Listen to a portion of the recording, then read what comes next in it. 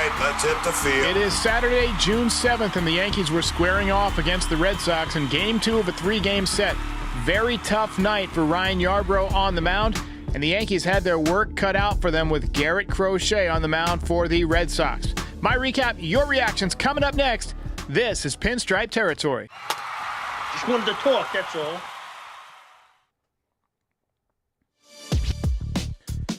How's it going, everybody? Welcome back. Obviously, a tough night for the Yankees. They dropped Game 2 of the series 10-7. They got out hit 14-7. Not a particularly good day or a pretty day for the team as a whole. Ryan Yarborough got roughed up, and some call it a Saturday night Fox telecast with John Smoltz. I call it a great night to sync up with the Yankees radio broadcast and mute the TV. I didn't ever like our prospects of winning tonight with Garrett Crochet on the mound. This is one of those games you look at a week in advance and you're lining it up and you're like, next Saturday is going to be tough against Crochet. But if you had told me the Yankees were going to get 5 runs off of Crochet, I would have said I like our chances to win the game. Especially when you consider he was going up against Ryan Yarborough, who just shut down the Dodgers and has been phenomenal. Phenomenal. Not good. He's been great. But tonight he didn't have it. Tonight was the worst he has pitched this year. But as John Sterling used to say, that's baseball, Susan. Going to have days like this. One thing that does bother me is that Dominguez was even in this game at all in the lineup against Crochet. He flat out has stunk against left-handed pitching as a right-handed hitter. We got some calls about it. I'll play some of them. We're going to mix in some calls tonight. But the fact that they played him against one of the toughest lefties in the game and then allowed him to take that at bat against Wilson later in the game, unconscionable. I don't get it. He has demonstrated he can't hit as a right-handed hitter yet. At some point, you have to consider giving the big high-leverage at-bats and the at-bats against really tough lefties to someone else. Got a call here. Derek, it's Chris from Poughkeepsie, New York. I just have a question about Jason Dominguez and batting right.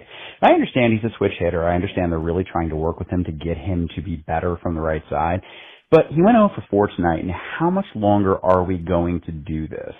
Again, I get it. We are really trying here, but it's just getting depressing when we have a situation where he could tie up the game and they bat him right. He'd be fine batting lefty. I mean, I honestly think that would be a good idea for him. So just wanted to see if you could talk.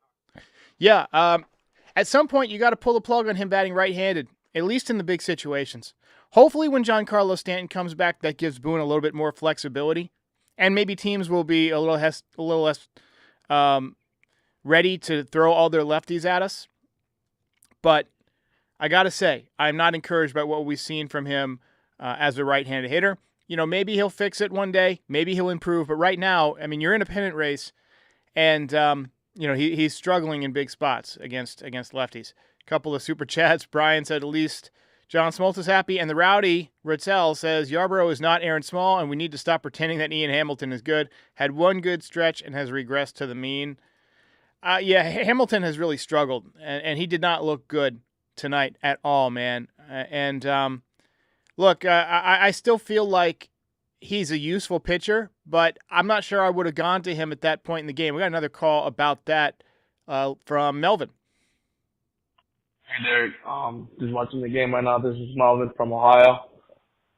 Man, I'm very confused on why did we put Ian Hamilton to even pitch this late after we had that comeback. I don't even get why we put. I think Leiter was pitching before that. Yeah, I mean, look, high leverage situation, 1 run.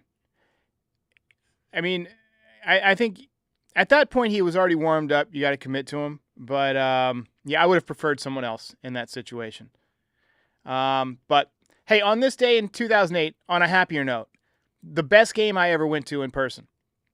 That was the game that, and I'm sure some of you were there. Let me know in the comments if you were there or in the chat. Johnny Damon went 6 for 6 and walked it off. Giambi, A-Rod, Posada all hit home runs in that game. It was like 105 degrees that day. And I was out there in the bleachers. There was no shade. People are just dying. I can't tell you how bad the subway smelled afterwards. Yankees fell behind early. but they kept battling. They finally won 12-11 in a walk-off. Unbelievable game. That was a baseball game. Today, back and forth early, I thought we might have another classic. I didn't have 8-5 on my bingo card after 4 innings with this matchup tonight, but that's what it was. Anyway, let's get to the recap. I'll go through it real quick. All right, let's go. Let's get it going.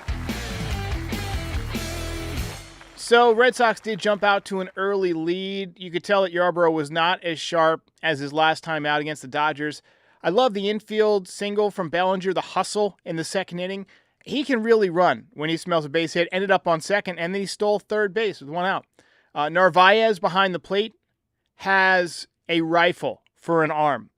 The guy the Yankees traded. Let's hope that Elmer Rodriguez Cruz, who we'll talk about later when we go over the prospects, pans out, because Narvaez is looking like the real deal behind the plate. And then Austin Wells, he's good lefty against lefty right now. He tomahawked one into the right field seats, gave the Yankees the lead. He's got 10 home runs. He also hit a double in this game. He's got 10 doubles now. He's been very slowly heating up. If you look at his numbers right now, his average is up to 222. His OPS is up to 744. So very slowly climbing. About a week and a half ago, it seems like he was hovering around 200. Last year, he had a stretch beginning right around this time where he went ballistic for about like a month and a half. He had like a 900 OPS. He looked great. Let's hope he keeps this going. And traditionally in the minors, he's always gotten hot in the middle of the summer. So maybe he's one of those guys that just hits better when it's hot. He also took a foul ball right to the face today. I thought it almost knocked him out. I mean, his head went back, and to the left. It was not pretty, but he stayed in the game. Nice play by Goldschmidt in the third inning. Runner on third, ground ball to first, and he threw a strike home to nail the runner. He's just super reliable. But Boston went back out in front anyway. Yarborough was just hitting too many bats. 3-run double with the bases loaded. Pablo Reyes couldn't handle it. Pablo Reyes couldn't handle shit tonight. He went 0 for 2. He did hit the furthest ball of the game, though. I think he hit one 398 feet to center field. But he went 0 for, and then he also didn't cover third base on one of those plays that was hit into the hole. And Peraza, who was playing shortstop, who looked smooth at shortstop, by the way, also had a base hit, but struck out a couple of times. But Peraza had a shot to get the runner at third, and Reyes was standing there with his thumb up his ass. I don't know what he was doing. Hey, Derek, call in after Hamilton just blew the game in the ninth. I know we're losing, but blew the comeback chance most likely. But honestly, what I really want to talk about is Pablo Reyes. There's this saying that I've heard a million times where there's a million people who can play really good defense and can't hit that don't make it in MLB. And Pablo Reyes cannot hit, and he also clearly can't play defense. That one inning, obviously that Trevor Story double was hit very hard at him. Like, that's a tough play. But a major league third baseman, especially one who can't hit for shit, should be making that play 100 times out of 100. Yeah, 100%. Look, Brian Bashman says he forgot that Pablo Reyes was even on the team. And then Alex says, why was he even in the game? I mean, I don't know. I would never play him. I don't even know why he's on the roster. I would much rather have Vivas. Anyway, Yankees did answer back. You had a big double into the gap from Wells. They had a 2-run spot. And then Yeri de Los Santos, I thought, threw the ball well. I thought that Greg Weissert shoved in the 7th. He looked phenomenal for the Red Sox. Yankees rallied in the 8th. Big 2-run single for DJ. He had a multi-hit game. He went 2 for 3, hitting .259 with a .666 OPS, kind of devilish. But the Red Sox broke it open against Hamilton in the 9th. Reason number 900 why I think we need to go out and get another bullpen arm, especially with Luke Weaver out. And the Red Sox, as expected, take Game 2.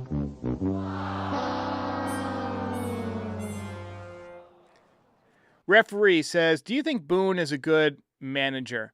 I mean, how do you really define a good manager? I see a lot of places every season where I would have done something different, and what he does doesn't work out. I think he's probably a good clubhouse presence. I think the guys like him. I mean, we got to the World Series last year. I thought he pushed a lot of the right buttons on the way to the World Series in terms of, how he used the bullpen. But he waited entirely too long last year to move Clay Holmes out of the closer role. This year, I thought he corrected for that with Devin Williams. Is he a good manager? I'd say he's an average manager. He'll kill you sometimes, but every manager kills you sometimes. But like when he's going up against somebody like Alex Cora or Dave Roberts, I expect him to be outmanaged in a big spot, and that's usually what happens. Aaron Judge got contained today. We got a call from Brian about it. Man, that was a tough watch. Luckily, Wellesley came up big for us there. If he wasn't in the lineup today, this could have been real bad. I didn't think Crochet would have basically tested Judge as much as he did with all those fastballs, and I'm surprised, honestly, Judge didn't catch up to one. But that's good for him to put in the back of his memory if we face them guys again later this year. I think Judge will be ready for it. All right. Yeah, this is one of those nights where Judge just kind of looked overmatched. Couldn't catch up to the fastball. I don't know if he had trouble picking it up out of Crochet's hands. I mean, he was throwing 96, 97. It wasn't overwhelming. We've seen him hit 100 before. But the problem was that he just seemed very late, and that tells me he wasn't really picking it up. Now, Crochet does kind of have like a very closed and funky delivery, and it's got to be hard to pick up. And I say he's like a young Chris Sale, and I very much stand by that. Pitcher spotlight. Tough night for Ryan Yarborough. Just didn't have it. Look, I mean, just didn't have it, and that's going to happen sometimes. I mean, he's not an ace. He's been solid. Second inning, Boston took the lead against him. You could tell that he was missing his spots more than usual. And then, obviously, 5 runs in the third. Worst start of the season by far. 4 innings, 9 hits, 8 runs, 8 earned runs, 2 walks, 3 strikeouts. ERA jumped all the way up to 4.17. 67 pitches, 45 strikes. So similar ratio as usual, just hitting way too many bats, which tells you it was, right down the middle, So, hey, tough day for Yarborough. It is what it is. Tough day at the office. It stinked. All right, so on days like this, I like to go ahead and take a look at the minor league prospects and just see how we're looking in the minor leagues. So if you go to MLB.com, and you can go along with me if you want, you can search Yankees top prospects, MLB, and you get this list of all their top prospects from MLB Pipeline. And hopefully we're going to talk with somebody from Baseball America, too, about some of the gems, the diamonds in the rough that we could look for. Lombard, you see, still struggling at Double-A. Since coming up, hitting 188, he has not homered yet. He does have 2 doubles and 2 triples. He has walked 22 times, but struck out 31 times.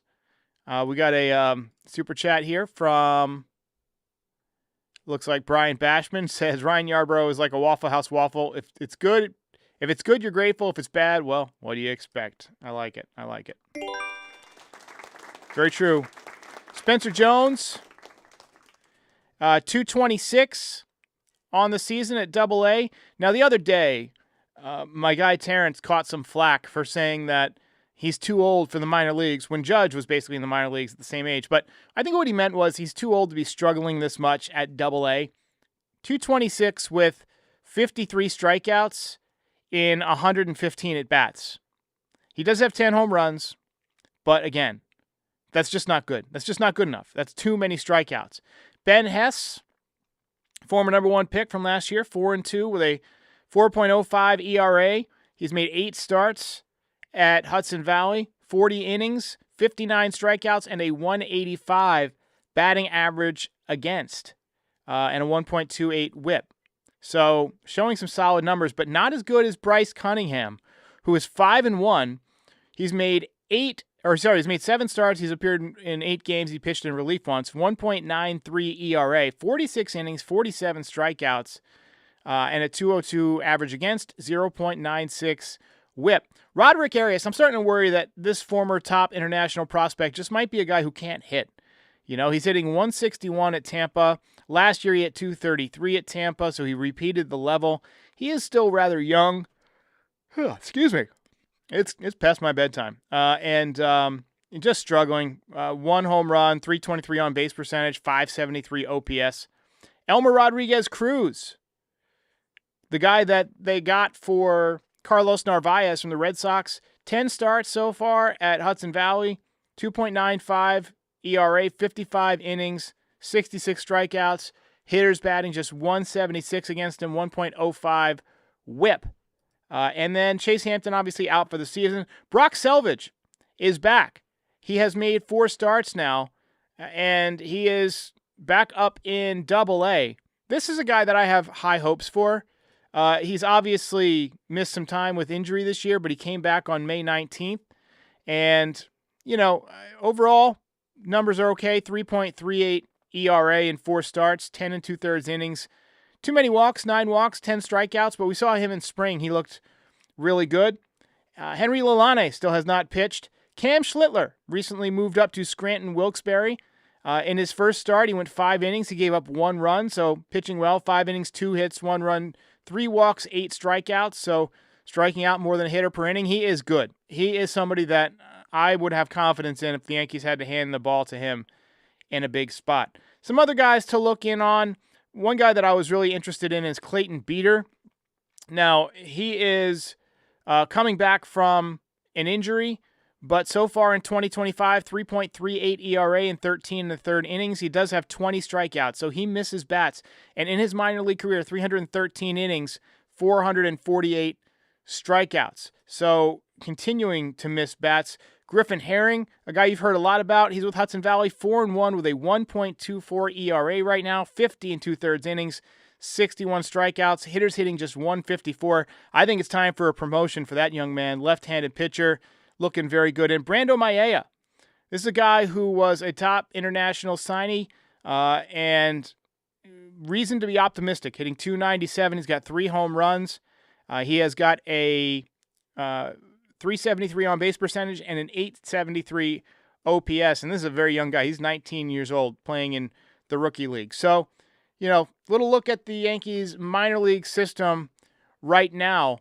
I feel like we do have a kind of underrated system as it stands. But I think we might see 1 or 2 of these guys as the season moves on, especially if we have some injuries.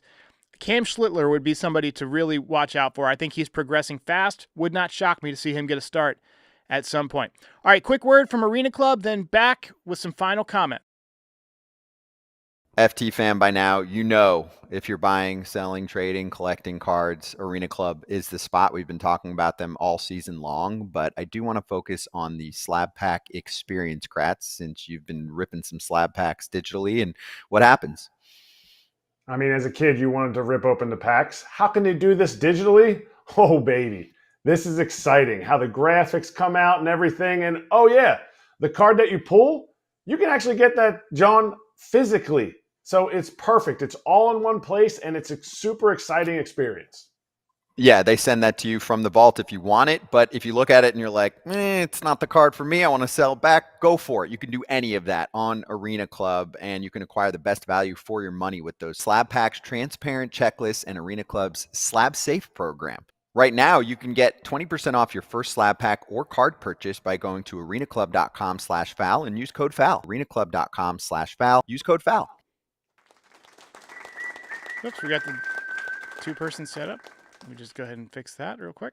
All right, so Brian Bashman says, Kratz, don't grab my pack. I like it. All right, so we got one more voicemail here about Austin Wells. Hey, Derek, Austin. I'm watching the bottom of the 4th inning, and I just saw Austin Wells give us one of the best at-bats he's had really all season long, maybe the best at-bat. One of the toughest lefties in the league.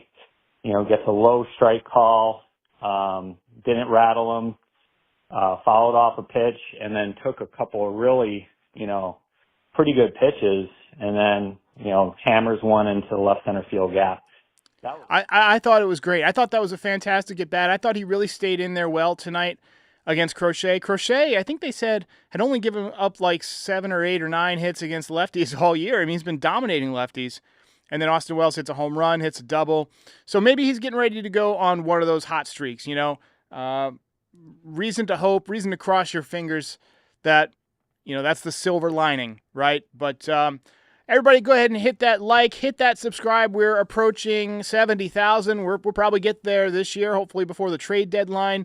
But go ahead and follow us on all your favorite podcast platforms. And we will see you tomorrow. Final game of this 3-game set. Catch you then. If you made it this far, do us a favor, hit the like button, hit the subscribe button, and join our community. You can also be a part of the show by calling in at 718-899-1068. Also, part of the way that we maintain and fund all of this is through nyydesigns.shop. Check it out now. Get all sorts of fun Yankees merch, hats, hoodies, zip-ups, beanies, mugs, you name it. We've got it. Check it out, nyydesigns.shop, and check out Pinstripe Territory on all your favorite podcast platforms. We are the official Yankees podcast of the Foul Territory Network. We're here for post-game shows after every single game, and we're here before a lot of games to talk about the game, preview the lineup, the pitching matchups, and things like that. And we're here all off-season to talk about the latest in Yankees rumors, news, etc. Join our community. We'll see you next time.